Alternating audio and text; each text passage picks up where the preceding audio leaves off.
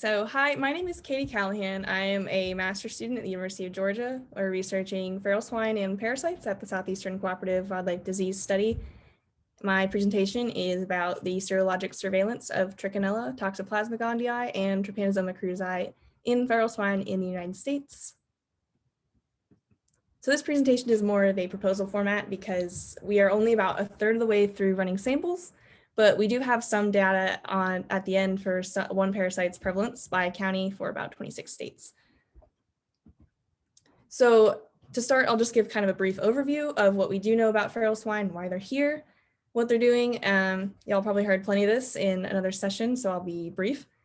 Feral swine are a non-native invasive species in the United States. They are descendants of the Eurasian wild boar, which are native to Eurasia and North Africa. The wild boar species was brought to the United States in around like the 1500s, along with domestic stock, the wild ones to hunt, domestics to eat, and many escaped enclosures and spread quickly throughout the landscape. And the feral swine that we know today complete the sylvatic and domestic transmission cycles of many pathogens because they tend to be peridomestic and typically live in close proximity to human establishment.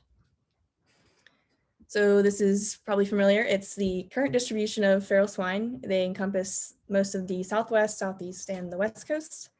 They are now found to be in over about 39 states now. This map is from 2018. This is the most recent one in regard to the distribution of the species.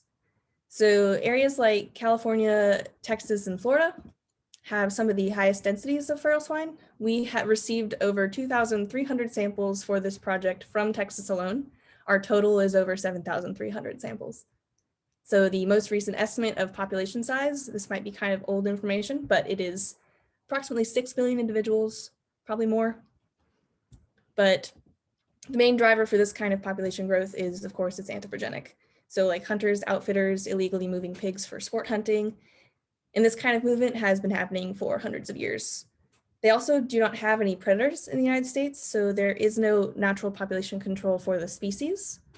And because of this large number and wide distribution, they cause quite a bit of damage.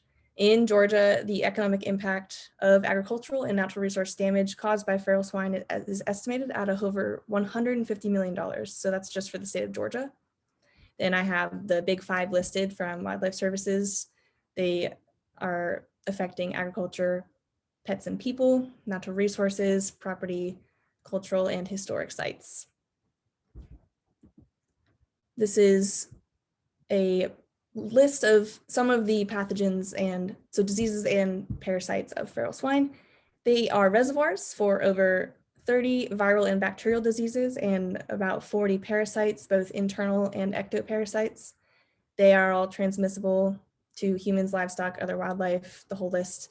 And being a peridomestic species, they find their ways into pastures and have the opportunity to interact with livestock and transmit pathogens. These diseases and parasites spread with the pigs as they are moved across the country or as they move themselves. And this severely impacts native wildlife, threatened and endangered species. And the table on the left, this is a short list from Wildlife Services, and Toxo and Trichinella are down at the bottom. So that's two pathogens that we are doing serosurveillance for in this project. This photo is kind of a good comparison and representation of how feral swine can and do infiltrate non-biosecure commercial feral swine or commercial swine operations. This is from a Texas A&M publication from a few years ago. And as you can see, there is a trail that leads right up to the feed bins and there's no fence around it. So this creates an opportunity for pathogen transmission without even having to access the domestic stock just by contaminating feed. Kind of back to the point of the presentation, my research at SCWDS, our objectives for this project are to conduct serologic surveillance of these 3 parasites in order to better understand the biology of the parasites of importance in feral swine and provide some information on their geographic distribution for the national surveillance programs and other disease projects. This is the first one. This is Trichinella, the causative agent for trichonosis, also known as trichonolosis. Trichonella is a widely distributed nematode. It's a roundworm or parasite that has an indirect life cycle and can be transmitted to mammals and humans in a couple different ways. You can kind of see in this CDC graphic here. The most common causative agent for trichonosis in the United States is Trichinella spiralis. Humans can become infected by ingesting undercooked meat. And similarly, feral swine can also become infected by ingesting T. spiralis latent tissues when they are scavenging on carcasses and or by ingesting fecal material containing rabid nematodes. The next one, this is Toxoplasma Gondii. It is a protozoan parasite that infects domestics, wildlife, and humans. So the oocysts are shed into the environment by a definitive host. This is what you hear about when you hear about cats and like cat litter. This is one of the more common ways it's uptaken by humans is when they're cleaning out the litter box. And it's transmitted by a fecal oral route, as well as a couple other ones. But the same kind of deal as Trichonella, it can be uptaken by consumption of the parasites encysted in muscle tissue. So this includes improperly cooked wild game meat, as well as fecal material and soil. T. gondii can persist in soil and fecal material for up to 18 months. And that's how people typically get it, is from fecal oral or from like gardening, like in the soil. And if you're a pig, it's from rooting in the soil. So this is from a previous study on the prevalence of both parasites in feral swine. The data shows a fairly cosmopolitan distribution and generally high prevalence. The highest prevalence is being concentrated in the southeastern states and mid-southwest. For our study, we added on a couple more states to this one and plan to compare what we come up with to this one to determine if there has been an increase in prevalence in the past like 10 or 15 years. Jumping right back to another parasite here. This is Trypanosoma cruzi. It's the causative agent for Chagas disease. It is a kinoplastid protozoan. It infects both vertebrate and invertebrate hosts during its 8-stage life cycle. This one has a vector. It is a nocturnal selenophagous arthropod in the genera Triatoma and Paratriatoma. Down here at the bottom, there is a couple of different ones that are found here. And these are commonly known as kissing bugs. And they get this funny name because of their feeding habits. So they will typically bite the face, mouth, eyes area of its host. And the parasite itself is passed from the fecal material into the wound on the host. So kissing bugs opportunistically feed on feral swine and can transmit Trypanosoma cruzi to them. The range of this arthropod has expanded from Central and South America, where they typically live, up into the southern United States. So there's an increasing concern for Chagas disease becoming more of a problem here in the United States. So these two maps kind of show a cool comparison between the distribution of triatomines and feral swine. So we saw this one on the right earlier. The figure on the left is a map of the states where there has been at least one report of kissing bugs. So it looks a little crazy, but we'll have another one that is a little more detailed. This is another more detailed depiction of the distribution and the diversity of the species of kissing bug found in the United States down to the county level, with the overlay of the ones where there's at least one specimen. Zooming in a little bit to Texas. This is a publication from 2014 that looked specifically at feral swine as a susceptible host in Texas, and they found an overall infection prevalence of 6% based on PCR evaluation of cardiac tissue. They found 3 pigs to be positive for T. cruzi.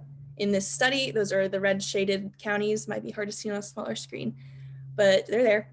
And this is where kissing bugs are documented. All 3 counties were found.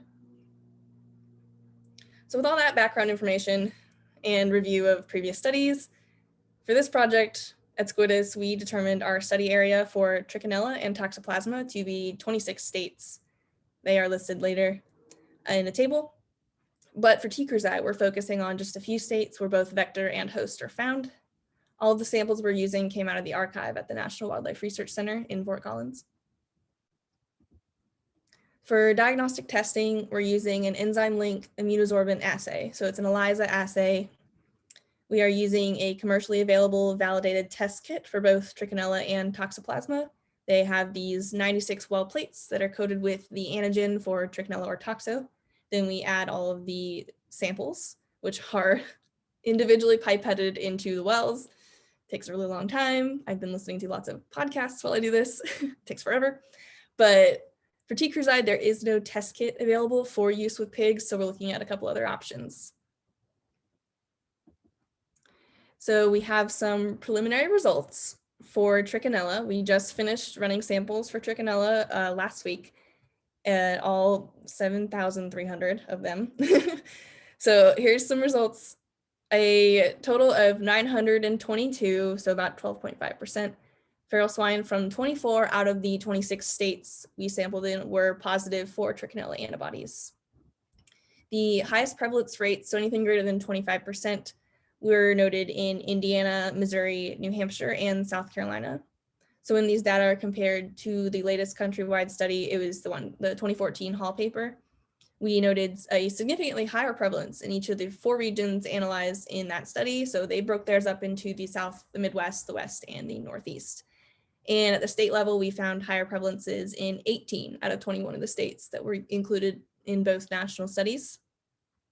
So 2 states, Georgia and Arizona, had similar prevalences as compared to the prior study, while in New Mexico, we found it had a lower prevalence in our study.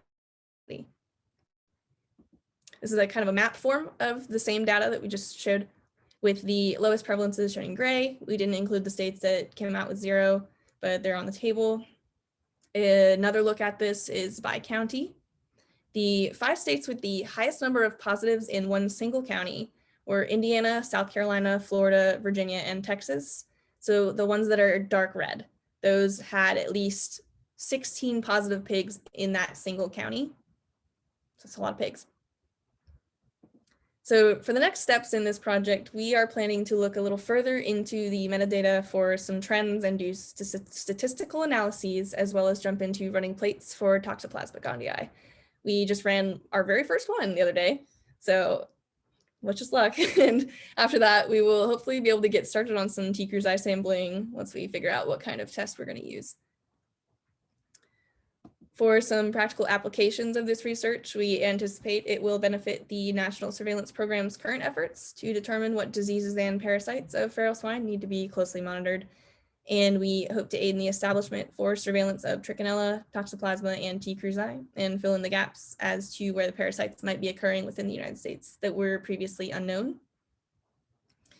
I want to thank my graduate committee, Dr. Cleveland, Dr. Yadsley, and Dr. Menjak for their guidance, as well as Sarah Coker and Emily Daub for spending so many hours in the lab with me running so many plates, and our cooperators at SCWDS and USDA APHIS. Thank you.